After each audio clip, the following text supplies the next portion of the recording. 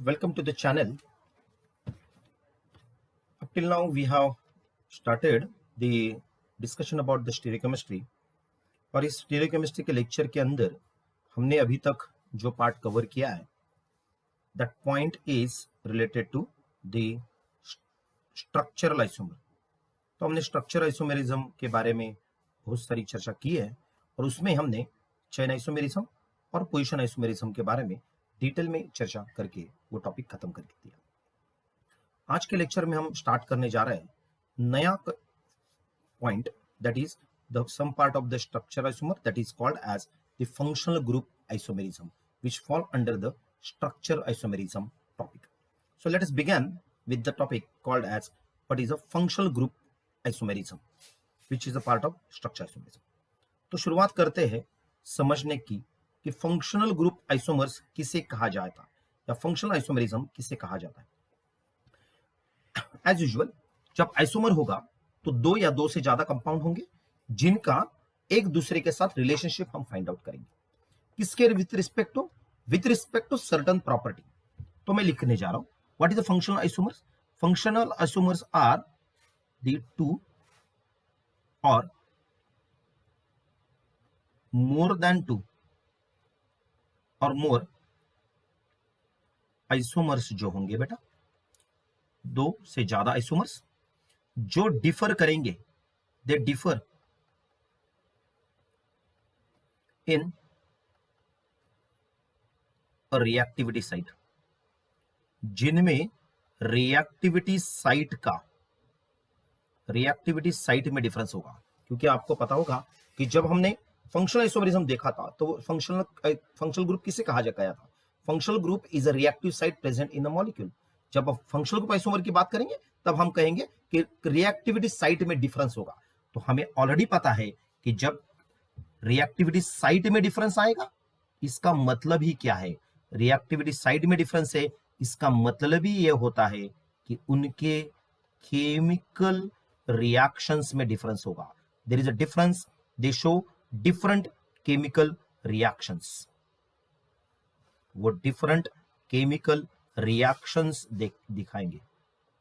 Is it clear? So दो या दो से ज्यादा कंपाउंड जिनका मॉलिक्यूलर फॉर्मूला सेम होगा, स्ट्रक्चरल फॉर्मूला डिफरेंस होगा और आईयूपैक नेम में भी डिफरेंस होगा। और ये दो कंपाउंड्स या दो से ज्यादा कंपाउंड जिनका ये सभी होगा, वो जो स्ट्रक्चर आइसोमर्स होंगे उनका डिफरेंस इन केमिकल रिएक्टिविटी भी होगा, डिफरेंस इन केमिकल रिएक्शन भी होगा, जो डिफरेंट रिएक्शंस दिखाएंगे। ऐसे आइसोमर्स को हम फंक्शनल ग्रुप आइसोमर्स के नाम से जानेंगे। एग्जांपल के तौर पे लेते हैं कुछ एग्जांपल और समझने की कोशिश करते हैं कि क्या है ये चीज। फर्स्ट एग्जांपल मैं आपके सामने लेके आ रहा हूं, उसका मॉलिक्यूलर फॉर्मूला है C2H6O। जब आप ये कंपाउंड लोगे तो आप इसका पहले DU निकालोगे। जब आप DU निकालोगे तो आपको पता चलेगा इसका DU आ रहा है 0। इसका मतलब क्या है? DU जब 0 आ रहा है इसका मतलब ही यह है कि यह कंपाउंड असाइक्लिक सैचुरेटेड कंपाउंड है। इसका मतलब क्या है? इसका मतलब इस कंपाउंड के अंदर कोई भी डबल बॉन्ड या रिंग मौजूद नहीं है। तो दो कार्बनों का यूज करके हम ऑक्सीजन को इनकॉर्पोरेट करके क्या क्या पॉसिबिलिटीज लिख सकते, जरा देखिए। अभी मैं यहां पे आपके सामने एक इंपॉर्टेंट पॉइंट आपके सामने लिखने जा रहा हूं। देखिए, जब कभी आपके कंपाउंड के अंदर ऑक्सीजन होगा और आप फंक्शनल ग्रुप लिखना चाह रहे होंगे, मैं वापस बोल रहा हूं, जब ऑक्सीजन जब होगा आपके कंपाउंड के अंदर और वो ऑक्सीजन को आपको डिफरेंट फंक्शनल ग्रुप के अंदर इन्वॉल्व करना है, फंक्शनल ग्रुप के अंदर आपको इन्वॉल्व करना है, तो आप कौन कौन से कंपाउंड्स देख सकते हो। देखिए, फर्स्ट कंपाउंड देख सकते हो कि आप उसको OH के अंदर कंसीडर कर सकते हो या आप उसको कार्बोनिल ग्रुप के अंदर कंसीडर कर सकते हो। You can consider carbonyl group, या यदि ये कार्बोनिल भी नहीं होगा तो आप इसको ईथर के अंदर कंसीडर कर सकते हो। तो ध्यान में रखिए, जब कभी आपके कंपाउंड के अंदर ऑक्सीजन होगा तो वो ऑक्सीजन तीन ही ग्रुप के अंदर आप कंसीडर करोगे, either OH, either carbonyl group या ईथर के तौर पर। आपको अभी के केस में पता चल रहा है कि इस कंपाउंड के अंदर DU नहीं है, डबल बॉन्ड नहीं है, इसका मतलब मैं स्ट्रेटली कंसिडर कर रहा हूं कि मेरे पास कार्बोनिल ग्रुप होगा नहीं। तो मैं दो ही फंक्शनल ग्रुप को लेके ऑक्सीजन को इनकॉर्पोरेट करूंगा जो डिफरेंस इन द रिएक्टिविटी दिखाएंगे। तो दो स्ट्रक्चर पॉसिबल होंगे, एक स्ट्रक्चर में OH दिखाऊंगा, एक स्ट्रक्चर में ईथर दिखाऊंगा। तो मैं कैसे स्ट्रक्चर निकाल सकता हूं, देखिए दो कार्बन के स्केलेटन और मैं वहां पे OH लगा दूंगा। So this is what is my compound is this ethanol. दूसरा कंपाउंड क्या होगा, ईथर, CH3OH। तो इस कंपाउंड का नाम क्या हो गया, the name of this compound is ethanol. This is the ethanol and this is dimethyl ether. This is dimethyl ether. मुझे लग रहा है कि आपको ये दोनों बातें समझ में आ चुकी होगी और आपको ये क्लियर थॉट हो चुका होगा कैसे निकाला। वापिस एक बार बोल रहा हूं, जब कभी आपको फंक्शनल ग्रुप आइसोमेरिज्म लिखना है और फंक्शनल ग्रुप मॉलिक्यूलर फॉर्मूला के अंदर ऑक्सीजन होगा, तो आप ऑक्सीजन के लिए कौन कौन से फंक्शनल ग्रुप कंसिडर कर सकते हो, उसका एक हॉट पॉइंट मैंने बता दिया है। वो पॉइंट ऐसा है कि जब कभी ऑक्सीजन आपके मॉलिक्यूल फॉर्मूला में होगा और आप फंक्शनल ग्रुप आइसोमर्स लिखना चाह रहे हो, डिफरेंट फंक्शनल ग्रुप्स लिखने चाह रहे हो, तो उसके तीन पॉसिबिलिटीज है। एक होगा अल्कोहल, एक होगा कार्बोनिल ग्रुप और तीसरा होगा ईथर। कभी भी ऑक्सीजन होगा, एक, दो या तीन, कितने भी ऑक्सीजन हो, इन तीन कार्बोनिल ग्रुप के कंटेक्ट से ही आपको, इस तीन फंक्शनल ग्रुप के कॉन्टेक्ट से ही आपको उनके फंक्शनल ग्रुप आइसोमर लिख पाओगे। सो मुझे लग रहा है कि ये फर्स्ट एग्जांपल आपने देख लिया होगा। मैं और एक एग्जांपल लेके आपको एक्सप्लेन करने की कोशिश करूंगा तो आपको और क्लियरिटी आ जाएगा। देखिए मैं और एक एग्जांपल लिख रहा हूं। एग्जांपल का मॉलिक्यूलर फॉर्मूला मैं ले रहा हूं C3H6O और मैं दे रहा हूं एक इंफॉर्मेशन आपको। इस कंपाउंड के बारे में मैं एक आपको इंफॉर्मेशन दे रहा हूं। इंफॉर्मेशन ऐसी है, ये जो कंपाउंड है जिसका मॉलिक्यूलर फॉर्मूला ये दिया है, वो compound positive Tollens reagent test दे रहा है। टोलेंस रिएजेंट टेस्ट दे रहा है। इसका मतलब क्या है, पॉजिटिव टोलेंस रिएजेंट टेस्ट कौन देगा, पॉजिटिव टोलेंस रिएजेंट टेस्ट वही देगा जो अल्डिहाइड या कीटोन होगा। तो चलिए समझने की कोशिश करते कि क्या होगा। तो C3H6O को जब आप DU निकालने जाओगे तो आपको पता चलेगा DU आ रहा है 1। इसका मतलब ही यह हो गया कि आपके कंपाउंड के अंदर X डबल बॉन्ड Y होगा या एक रिंग हो सकती है। मुझे लग रहा है कि यह बात आपको अभी क्लियर कट पता चल चुकी है। वापिस लिखने जा रहा हूं मैं क्या, इस कंपाउंड के अंदर ऑलरेडी ऑक्सीजन प्रेजेंट है। जब ऑक्सीजन प्रेजेंट होगा तो उसके लिए ऑक्सीजन के फंक्शनल ग्रुप्स कौन से होंगे। जब आपके कंपाउंड के अंदर ऑक्सीजन होगा तो कौन कौन से फंक्शनल ग्रुप्स आप लिख सकते हो, यही बात मैं आपके सामने लिखने जा रहा हूं। फंक्शनल ग्रुप्स कौन से हो सकते हैं, पहला ऑक्सीजन का फंक्शनल ग्रुप हो सकता है OH, या मैं लिख रहा हूं और एक कंपाउंड जिसका नाम होगा कार्बोनिल कंपाउंड, और तीसरी चीज होगी मैं लिख सकता हूं ईथर। मुझे लग रहा है इतनी बात आपको समझ में आ चुकी होगी। अभी मुझे क्या दिख रहा है, अभी मुझे दिख रहा है कि एक ही ऑक्सीजन है और उसमें टोलेंस रिएजेंट दिया है। तो टोलेंस रिएजेंट के लिए देखिए, टोलेंस रिएजेंट के लिए मैं कौन कौन से कंपोनेंट की पॉसिबिलिटी लिख सकता हूं वो जरा देखिए। टोलेंस रिएजेंट के लिए मुझे पता है कि टोलेंस रिएजेंट जो है वो सिर्फ अल्डिहाइडिक फंक्शनल के लिए ही पॉजिटिव टेस्ट देता है। तो डेफिनेटली मैं आज के तारीख में ये दोनों ग्रुप निकाल दे रहा हूं और एक ही पॉसिबल स्ट्रक्चर, मैं क्या पॉसिबल स्ट्रक्चर ड्रॉ कर सकता हूं, देखिए मैं स्ट्रक्चर ड्रॉ कर सकता हूं C डबल बॉन्ड OH। आप बोलोगे सर इसके बावजूद कुछ और स्ट्रक्चर ड्रॉ कर सकते हो, हाँ मैं ड्रॉ कर सकता हूं, पर ये कंपाउंड टोलेंस रिएजेंट नहीं देगा। सो टोलेंस रिएजेंट का टेस्ट ये पॉजिटिव देगा, ये निगेटिव देगा। इतनी बात मुझे लगता है आपके दिमाग में आ चुकी होगी। Is it clear? तो ये एक फर्स्ट कंपोनेंट है जो आंसर ये हो सकता है जब मैंने डबल बॉन्ड की पॉसिबिलिटी ली। यदि मैंने रिंग वाली पॉसिबिलिटी लिखी होती तो मैं क्या लिख सकता था, 3 कार्बनों की रिंग और उस कार्बन के ऊपर एक OH ग्रुप हुआ होता। एक पॉसिबिलिटी ये है, या मैं उसके सामने क्या लिख देता, मैं लिख देता कि उसके सामने मैं ईथर लिख देता, मैं उसके सामने ईथर लिख देता।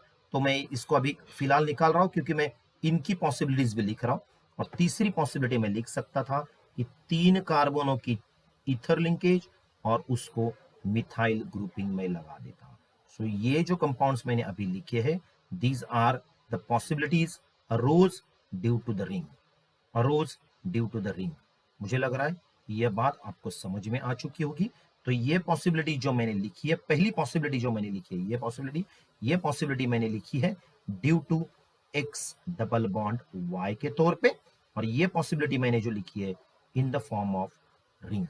मुझे लगता है ये बात आपके समझ में आ चुकी होगी। तो आप अभी तक मैंने 2 एग्जांपल लिए जिससे मुझे कंफर्म कर पता चल गया कि मैं फंक्शनल ग्रुप आइसोमेरिज्म क्या है वो मैं क्लियर कर पा रहा हूं। मुझे लग रहा है आपको कुछ डाउट होंगे, तो आप थोड़ा पॉज करिए, रिवाइंड करिए और एक बार वापस सुनिए मैंने क्या क्या बात बताई है फंक्शनल ग्रुप आइसोमेरिज्म के बारे में। तो फंक्शनल ग्रुप क्या होते हैं? 2 या 2 से ज्यादा आइसोमर्स जिनके केमिकल रिएक्शंस डिफरेंस होंगे, उनके वो आइसोमेरिक रिलेशनशिप में होंगे, उसका मतलब उनका मॉलिक्यूलर फॉर्मूला सेम होगा, स्ट्रक्चरल फॉर्मूला डिफरेंट होगा और आयुपैक भी डिफरेंट होगा, आयुपैक भी डिफरेंट होगा। इसके हिसाब से मैं बोल रहा हूं कि यह कंपाउंड हो सकता है। ओके, तो मैं वापस से एक बार बोल रहा हूं कि आपको ये जो कंपाउंड्स मैंने अभी लिखे वो आप इतना ही समझ लीजिए कि ये कंपाउंड, ये सब कंपाउंड इसके लिए, और ये कंपाउंड सपोज मैंने और एक कंडीशन आपको दी होती कि ये सिर्फ पॉजिटिव टोलेंस रिएजेंट टेस्ट दे रहा है, पॉजिटिव टोलेंस रिएजेंट टेस्ट, तब आप ये कंपाउंड को रिजेक्ट करते और इसी कंपाउंड को लेते, तो यही कंपाउंड हो जाता। मुझे लगता है अभी ये पिक्चर क्लियर हो चुका है आपके लिए। अभी हम नेक्स्ट एग्जांपल के लिए मूव कर रहे हैं।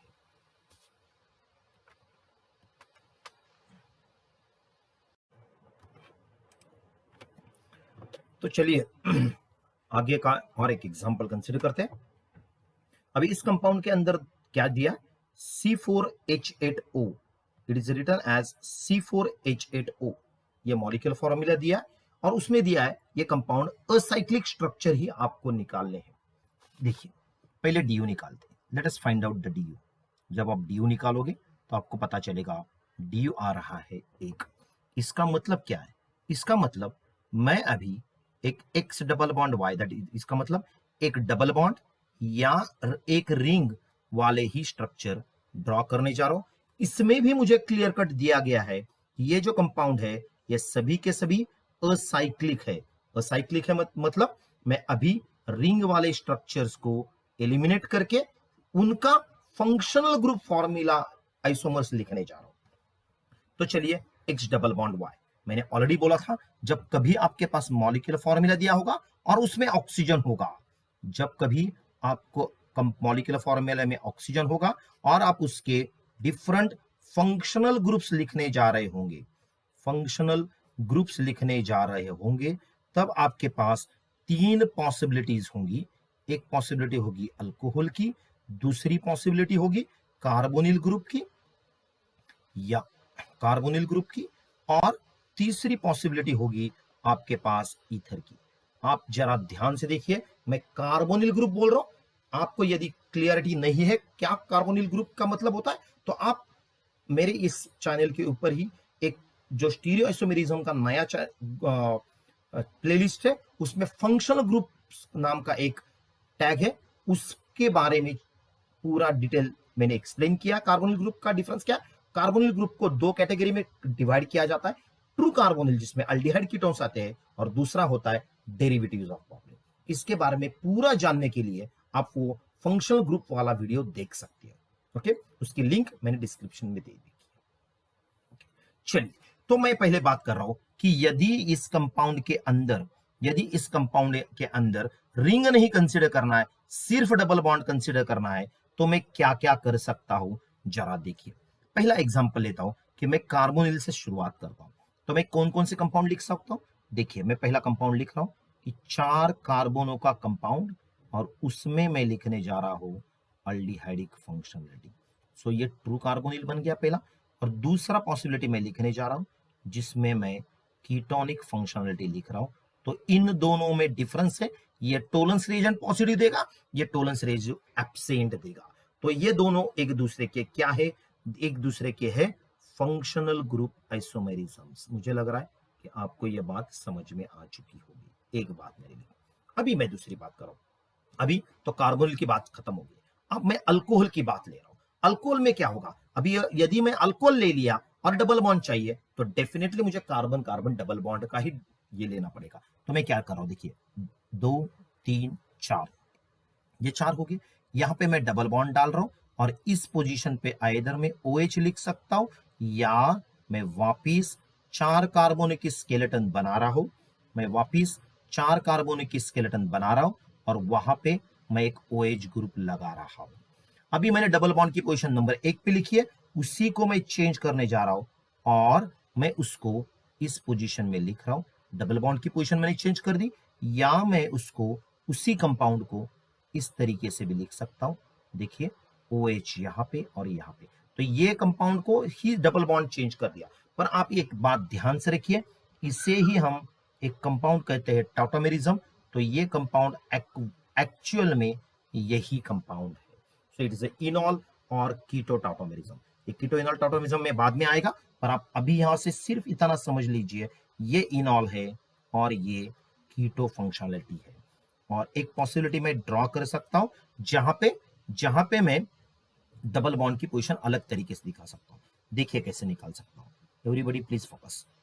2 3 4, अभी मैं डबल बॉन्ड यहां पे लगा रहा हूं और OH यहां पे लगा रहा हूं। इसका भी टॉटोमेरिज्म होगा और उस टॉटोमेरिज्म में मेरे पास जो कंपाउंड उभर के आएगा, ये कंपाउंड होगा अल्डिहाइड।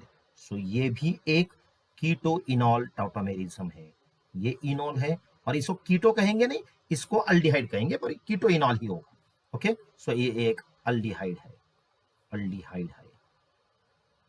ये बात मेरे ख्याल से आपको समझ में आ चुकी होगी।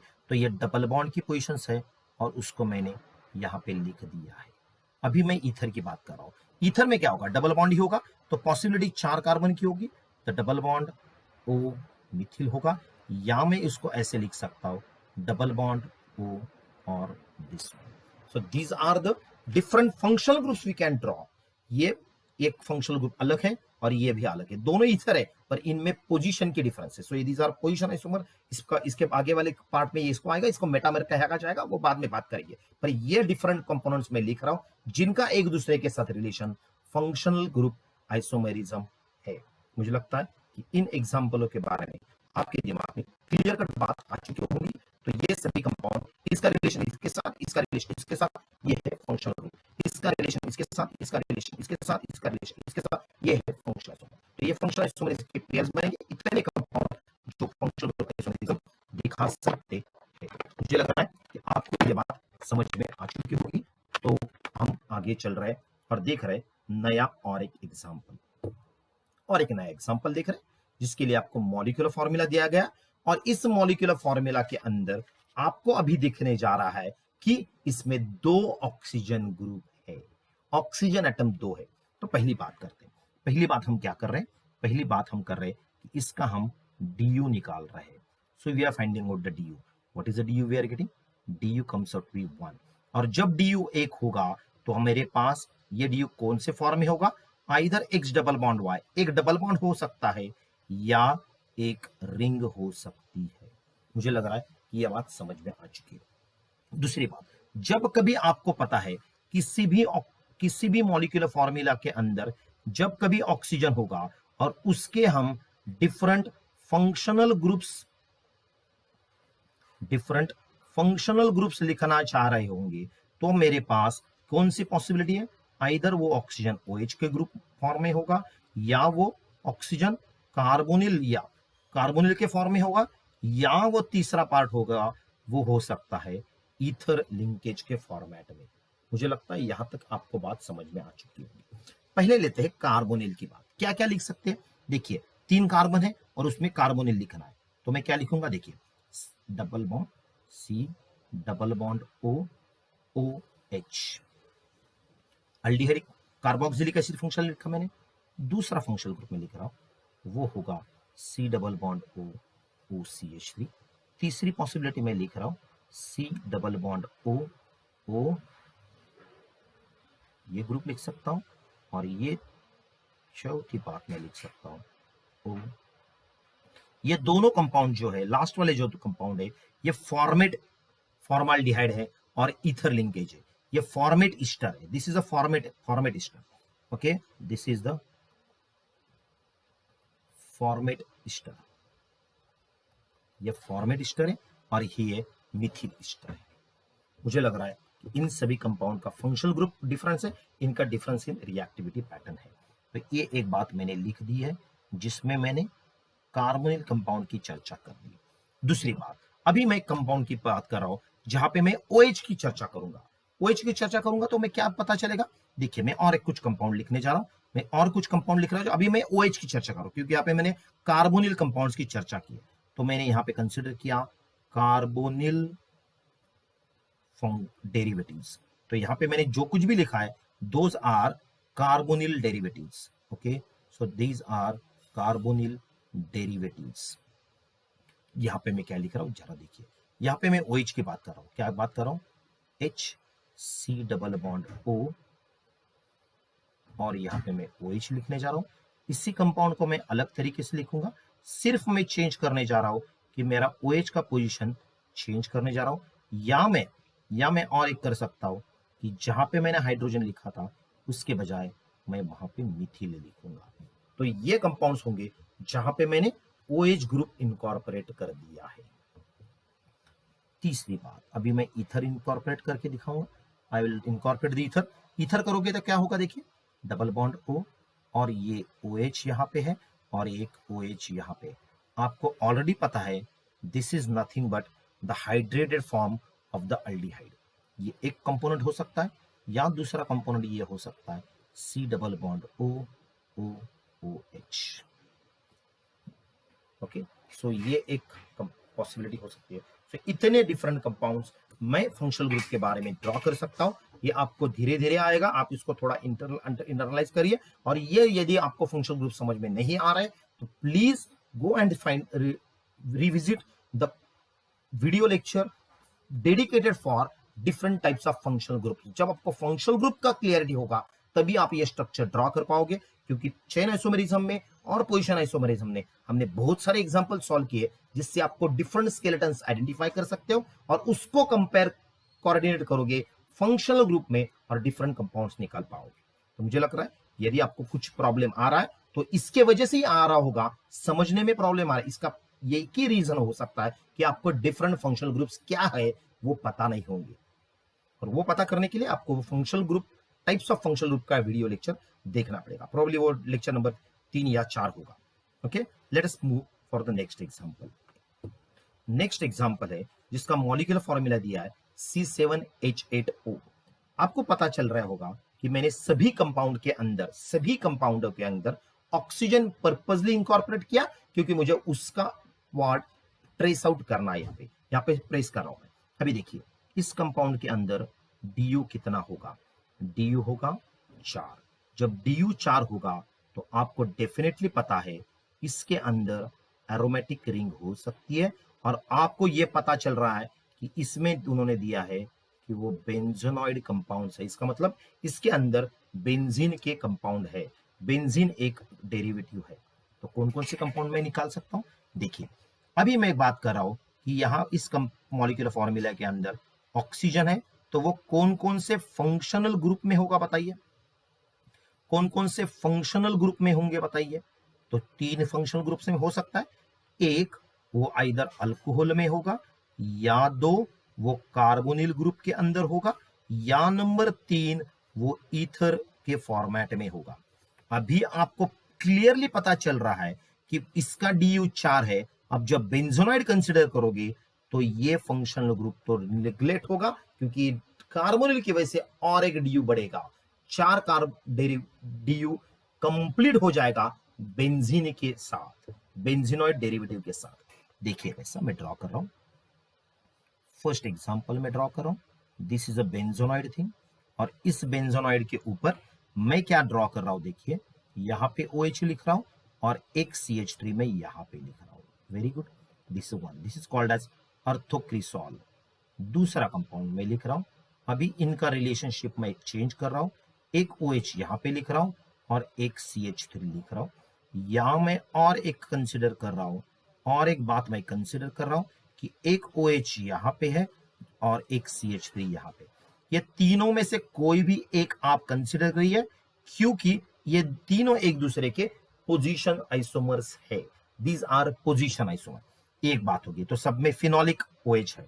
दूसरी पॉसिबिलिटी यही OH ग्रुप मैं अभी लिखने जा रहा हूं कि एक ही मिथिल ग्रुप होगा, एक CH2 ग्रुप होगा और उसको एक OH लगेगा, तो ये कंपाउंड अल्कोहल है, ये फिनॉल है, ये अल्कोहल है। और तीसरी बात जो आपके सामने उभर के आएगी वो होगी ईथर फंक्शनलिटी की, कि वो होगी OCH3। ये 5 कंपाउंड्स ही आप ड्रॉ कर पाओगे।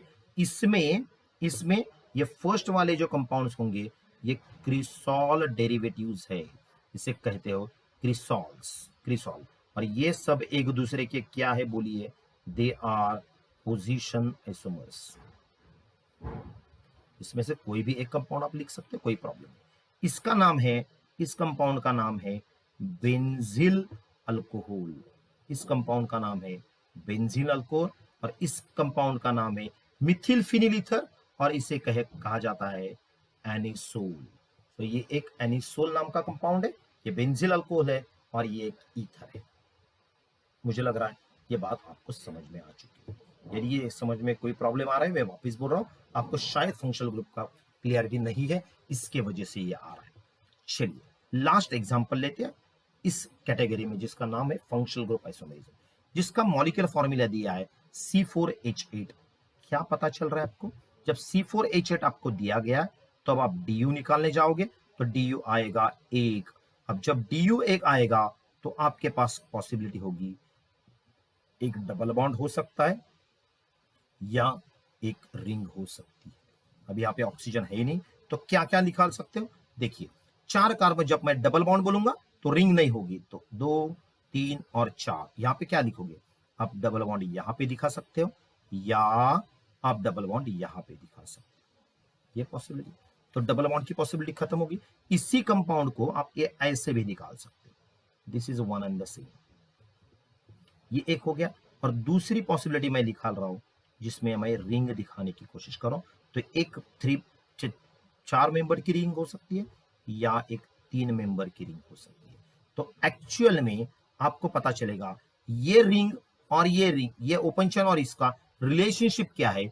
इसका रिलेशनशिप है, इन दोनों का रिलेशनशिप होगा रिंग चेन आइसोमेरिज्म। तो ध्यान में रखिए, ring chain isomerism is a special case of functional group isomerism। Functional group isomerism का स्पेशल केस है।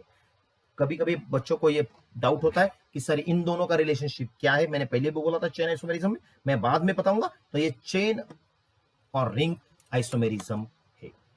Is this clear? सो ये कुछ एग्जांपल्स हमने डिस्कस किए जिसमें हमने कॉन्सेप्ट समझने की कोशिश की, जिसका नाम है फंक्शनल ग्रुप आइसोमेरिज्म। ओके, इसी के साथ आज का ये लेक्चर हम खत्म करने जा रहे हैं, जिसका नाम था फंक्शनल ग्रुप आइसोमेरिज्म। धन्यवाद।